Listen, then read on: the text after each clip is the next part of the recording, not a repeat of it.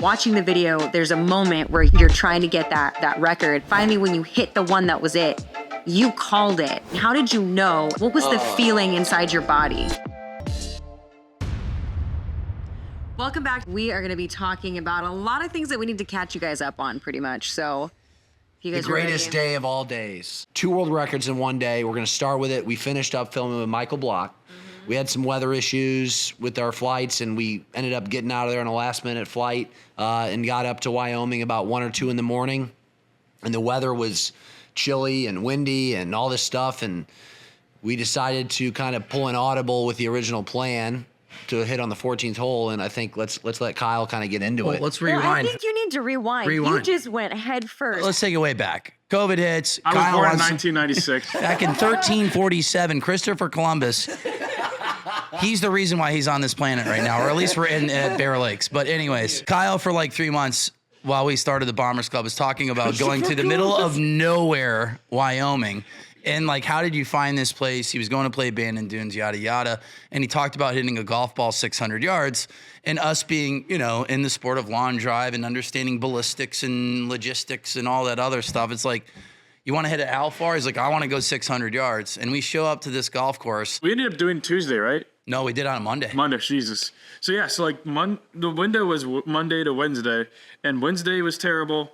Tuesday was looking really bad, and Monday looked like it was going to be okay. I mean, okay, like maybe 62 degrees, windy but cloudy. And so we get there, and we get there at midnight on Monday. So like barely enough to get a good night's sleep. And keep in mind, 2 hours of flying, hour and a half plus of, you know, the semantics getting to the airport and back, and then 3 hours of driving. So we're tired as heck. And we get in, middle of nowhere, beautiful town though. Rawlins, shout out, love that place. I get to the course. Bobby and Bobby are filming a match. I guess we can link it there if you guys have your eardrums bleed for 20 minutes with a bunch of insults. No, it's 42 minutes. Oh God, never mind. Don't link it. But they were out on the course. We had very quickly. We had 2 alternate grids, one going this way essentially, one going that way, because we knew the wind would be somewhere in that window where it'd be like kind of in that window where we didn't know which way, but we wanted to make sure we had a grid that was downwind. So the plan was to do it around 3 o'clock. There's supposed to be a little bit of rain coming in from about 1 to 3, 1 to 2:30, but then it's supposed to clear out, and the wind was supposed to be favorable. So that was the plan to do it then. And so that's when everybody was going to arrive.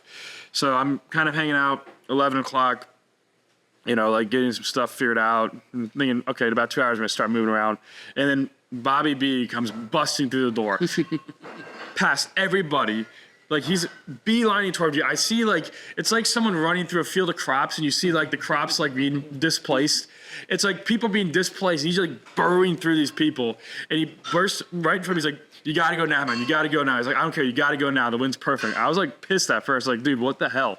Like, this has all been carefully choreographed. But then I go outside, and he's right. I mean, I'm like, this weather is absolutely money for one of our grids. And I knew we had about 45 minutes till the rain hit.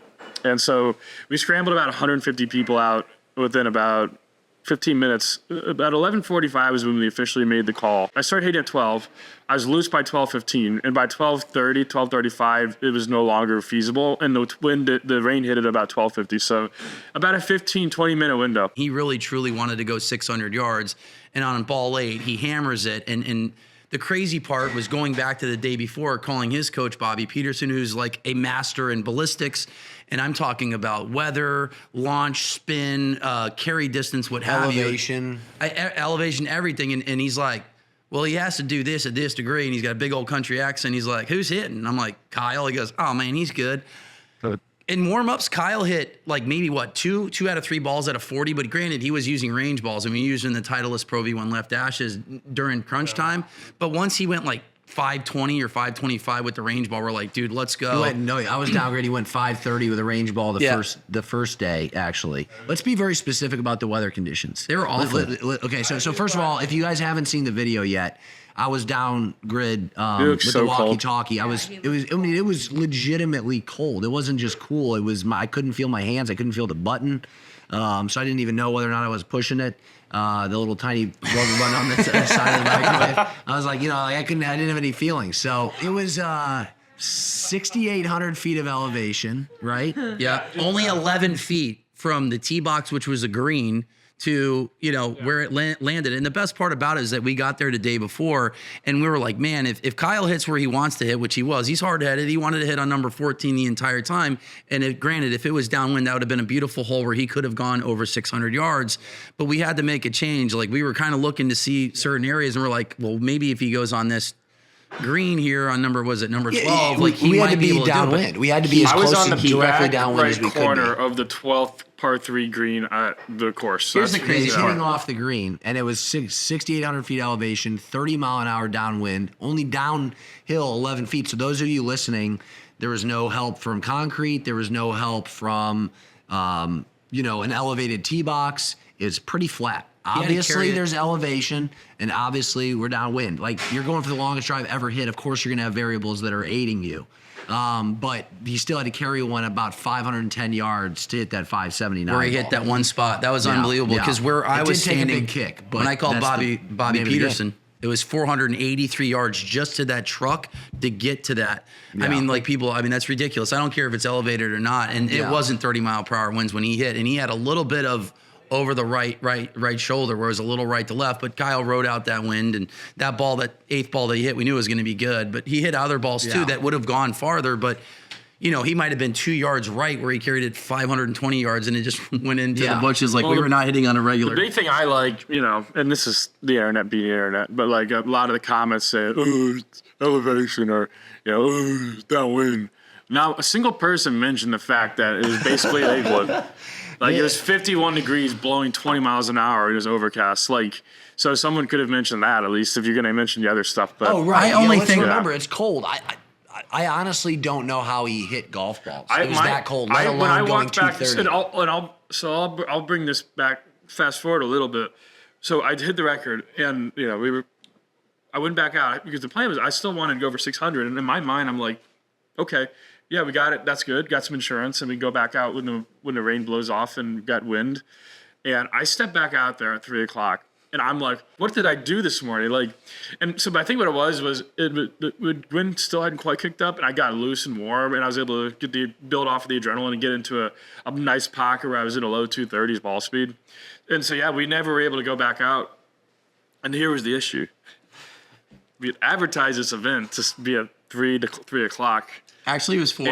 It was 4. 4. Well, either way, we'd advertise this. Let's just say 4. I think it might have been 4. It was. People started showing up, and some people said they drove from Colorado. No. Yeah. Absolutely. Hey, and the entire town showed up. The exact location that was hidden was an extension of the grill room of the clubhouse. So I'll do this would be the main grill room. Then there's a divider, see-through window, and then a smaller grill room, an extension in the side, and that's where I was. And there were maybe 20 or 30 people there able to get inside that room and be safe. There were at least 50 or 60, maybe more, directly in the room adjacent, and another 20 or 30 easily in the hallway trying to look around the corner to see it. It was the craziest thing ever. The funniest part was Esley and Brian editing the videos as they go, and they're talking about, we still need to do product placement for the net return, and then that's when net return was our sponsor. And so what we did, we were talking, Bobby and I were talking about it, and I'm thinking to myself, this carpet does feel pretty good. It's nice carpet. The deer antler chandeliers are pretty high, and I'm just gonna send it. Let's just clear out the restaurant and go. I was like, we got the T-claw, really great appliance. You can twist it into the anywhere, it'll hold, and you can put a T in there. And we have a TrackMan. We have a assemblable net. You can take it apart, take it inside doorway, and set it up. We double bagged it. We had 2 nets, even though we would have only needed 1. But I think they just had 2 just because we had to. Yeah. And we just let it rip. And the crazy thing is this: in the chaos of all of this, we've already set a world record that we want to promote and get out there. And then I go 241.6 and set another world record 3 hours later. And now our poor post-production team has all of this, and they're frantically trying to figure out what we're going to put out tonight. And we're going through everything trying to figure out something to do. So we pivot several times. And this is the one part I think people don't realize I thought was hilarious. Bobby puts up on his long driver's count, me going 239.7 or 239.8. 239.8. And Sam Adanasio, a really good friend of mine, great hitter, had apparently gone 240 a couple days previous, but hadn't posted it.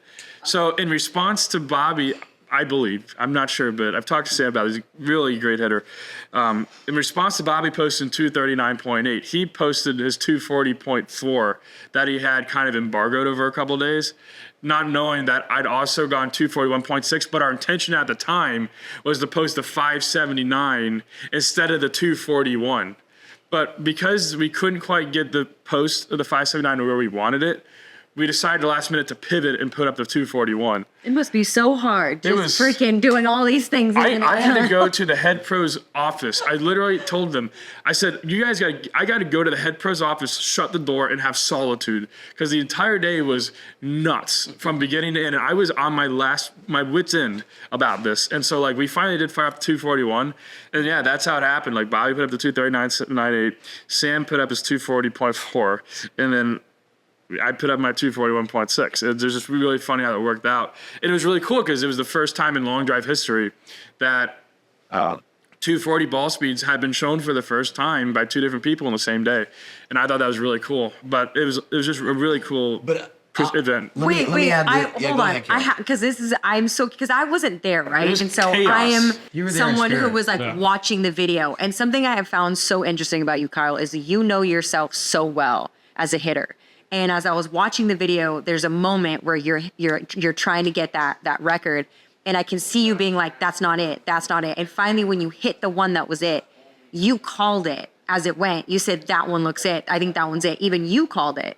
So how do you do that? And how did you know? And like, what was the feeling inside your body? The shot before I went 240.16, I went 239.7, or 240. It might have been a 240, and I didn't hit it perfect. I caught it on the toe a little bit. You know what ball you had go was the ball that you went right after 239.8 and it didn't read? That one was 240. There's no doubt in my mind because that one was hammered and it didn't read it and he pulled it just a little bit. The crazy part, here's the funny part. I've watched Kyle break probably 6 or 7 records of his own. Every time he goes to set a record, he breaks it. And that wasn't supposed to happen. He hit 56 balls, to try to go 600 yards. He goes 579, bad weather comes in, yada, yada, yada. And when he starts warming up in the restaurant, his 11th ball was like 234.8. And I'm like, dude, he's going 240. There's no doubt in my mind. And what he normally does in these speed sessions, he ramps up. He's got 4 different levels. He's drinking his energy drinks. He's looking at his heart rate. He's stopping for a certain amount of time. So that was like an abbreviated speed session for him. But when I saw him go that fast, that quick, I'm like, he's going to get to 240 and hopefully just doesn't run out of gas because that's not how he ramps up. And let me just say this.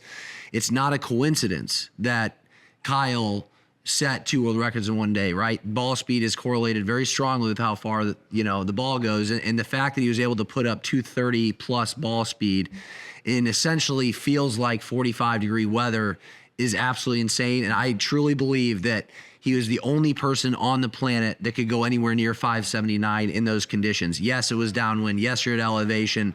Nobody's carrying balls 510 plus in that temperature, in those conditions. So, and then he goes and sets a ball speed record right after it, which proves that at his fastest, it took that to go 579. So it's not like there's an asterisk there with the 579. It was an absolute bomb, and there was actually some variables working against him, and he still was able to do that. So and not really only that, impressive. I'll brag about you too, Kyle.